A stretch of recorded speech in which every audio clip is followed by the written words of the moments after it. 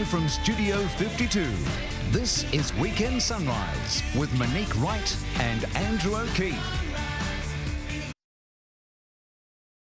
Yeah, that's right. Well, it's a big show today, apart from the issues that we're talking about here. The front pages of today's papers are absolutely dominated by just one issue, Labor's historic move to support gay marriage.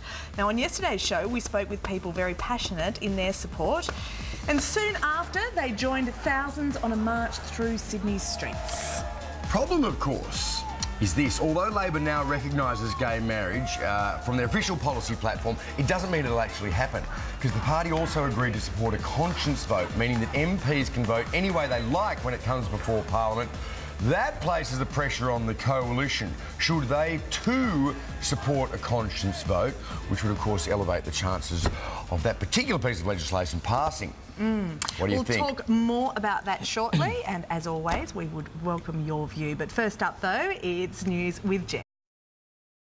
And speaking of fierce debate, how has the party's decision to support a conscience vote on gay marriage been received?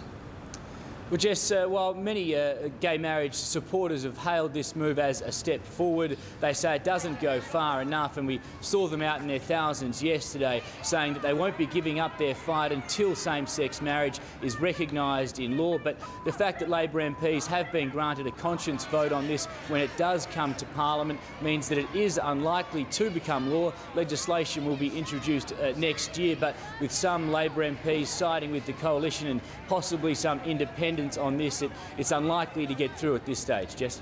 Thanks, Alex. Alex Hart reporting there in Sydney. Terrific. We all do our bit. Very funny. Straight ahead this morning. Should employers pay for nannies for their female employees? Why just the female employees? Why not the male employees? True, absolutely. Anyway, for everyone. Ida Buttrose thinks so. And Labor says, I do to gay marriage, but will it ever happen?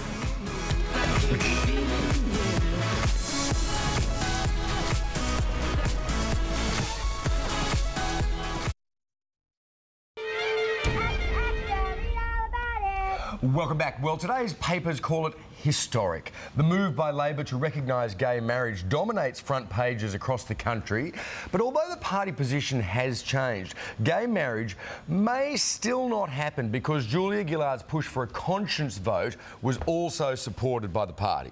So let's bring in journalist John Mangos and Sky News presenter Jacinta Tynan. Good morning to you both. John, let's start with you. What do you reckon? This is Labor's each-way bet? It's totally an each-way bet. Clearly, somewhere along the line, Julia Gillard has seen some poll results that says to go with it would be electorally damaging.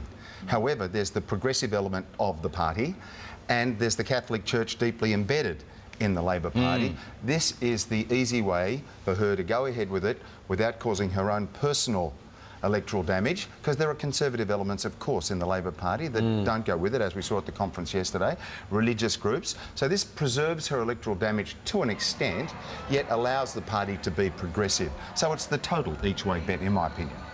Yeah, I mean, you look at the public polling that's been done in recent times, and it tends to demonstrate that 50%, if not more than 50, the last one I saw was 54% of the Australian public supports gay marriage.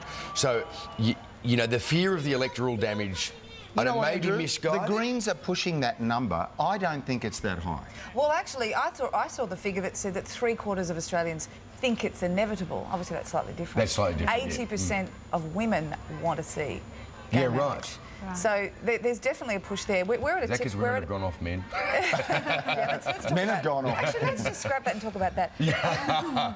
But we're at a tipping point right now. It's going to happen. Yeah. It's inevitable. It places the pressure on the coalition to also support a conscience vote, or does it? I mean, Tony Abbott's not going to want that at all. He's going to want to see a defeat for the Prime Minister in the Parliament, yeah? I think society is putting pressure on the coalition. I think, like I was just saying, this is going to happen no matter what. And I think if Labor, she's really hedged it, as we said, on this Julia Gillard. And if this doesn't get through this time on this conscience vote, I think that it's really going to mount pressure on the coalition. They're going to have to do something. This is a time in history, I think we'll look back on it. Anybody who didn't support gay marriage at this time, particularly those in political office, will be mildly embarrassed, ashamed, because remember, there was a time when women couldn't vote.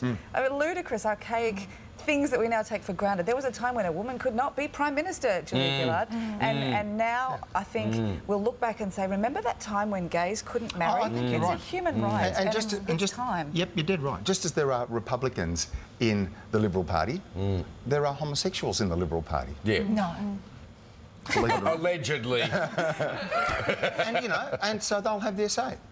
It makes you wonder whether Julia Gillard actually is against it. You know, I just worry about that. I would highly doubt that, but who knows? But I mean, about the electoral she's damage. progressive in so many other areas. It's disappointing that she's playing politics, but I guess she has to. But why aren't they looking at the number of people who are marching in these marches? Yeah, that's right. Aren't they gauging the public opinion out there? I think if Tony Abbott does this, it'll be so not what we expect from him. I like that. As we heard from gauging. Did you get gauging? Gauging. Oh, that's not bad. That was purposeful. Right. That's like a gaydar. You gauge things through your gaydar. I'm a pun queen. All right. Do you think Abbott would appear on the front cover of DNA magazine? Would go down quite well. Just putting it out there, Tony, if you're watching. And we know what we might do it. He supports it, so... Yes. All right, let's move on now. Not so good. Centrefold.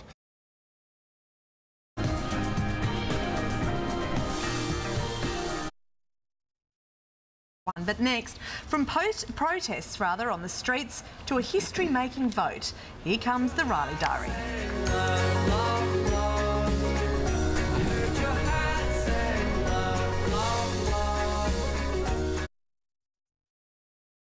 Welcome back. It was a momentous week in politics, many moments as a matter of fact, and two contentious issues took centre stage: poly pay and gay marriage. History in the making is exactly what our Mark Riley does best. The Red Queen promised this wouldn't be the same old orchestrated piece of political theatre. I want us to have a fair dinkum Labor Party conference. But mostly it was, except on gay marriage. And there are two opposing views here today, love and hate. A debate that actually looked and sounded like a real debate. It is the union of one man and one woman. Discard the limitations and bigotry of the last century. Every great change has a time, and the time for this great change has come. Questions related to marriage have been questions of conscience. And as a rainbow of protesters descended to voice their opinions, When Middle Australia looks at those images, they will say, that's not us. the conference voted yes and no.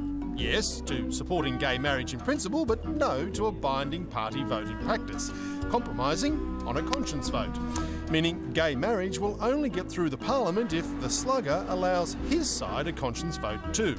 And his answer to that is... No, no. All together now. There you go.